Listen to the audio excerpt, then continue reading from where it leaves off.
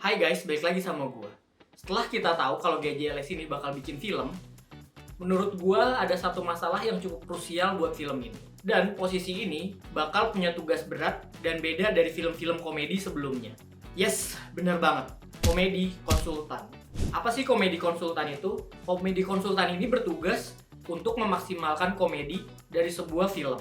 Baik yang sudah ada itu dimaksimalin lagi, atau komedi yang udah dibuat di skrip itu berjalan dan bisa nyampe ke penonton. Setelah gue nonton beberapa film komedi dari Monty Tiwa, terutama Excel dan Lagi-Lagi Ateng, yang cukup kuat di komedinya, gue ngerasa ada yang kurang dari film-film ini, yaitu komedinya itu sendiri. Gue ngerasa kedua film ini tuh dari segi komedinya terasa kurang gitu, atau bahkan ada beberapa yang terkesan nanggung dan gak terlalu nyampe ke penonton, terutama gue.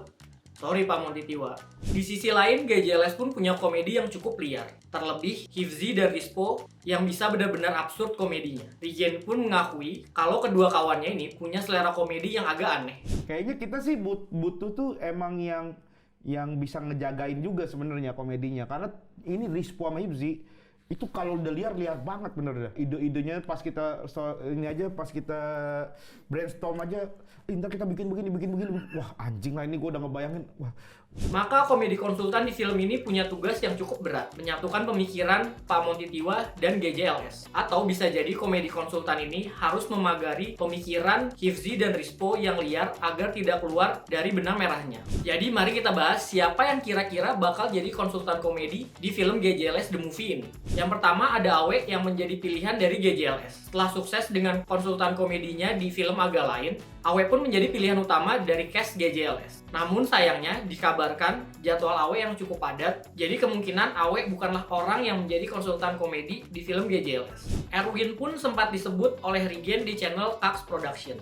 Namun sayangnya Erwin menolak tawaran tersebut karena Erwin tidak berani menjadi konsultan komedi di film ini. Tapi bisa jadi berubah pikiran dan mengambil posisi tersebut.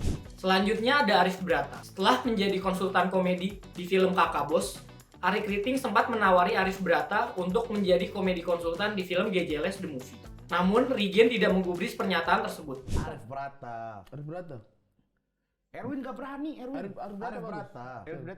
Ari Kriting sempat bilang kalau Arif Brata ini punya kekuatan di permainan diksi. Tapi gue harap sih film ini bukan kuat di komedi diksi, tapi lebih kuat di act out. Atau bisa jadi Ari Kriting itu sendiri yang menjadi konsultan komedi di film GJLS The Movie ini. Karena Ari Kriting juga sempat merekomendasikan film Serenai Siblor. Bisa jadi Ari Kriting berminat untuk menjadi komedi konsultan di film GJLS ini, yang mungkin bisa menajamkan komedi dari GJLS dan bisa terrealisasi film yang direferensikannya ini di film GJLS. Atau pilihan berikutnya bisa jadi Wawan Cikuk. Sempat menjadi komedi konsultan di film Cek Toko Sebelah 2. Wawan pun mungkin menjadi opsi yang menjabat di posisi ini. Kemudian yang berikutnya Benedion. Benedion yang pernah menjadi komedi konsultan di film Cek Toko Sebelah 1, dan Bene ini juga sering berada di belakang layar dan merupakan salah satu member Aga lain, juga bisa menjadi opsi dari komedi konsultan di film ini.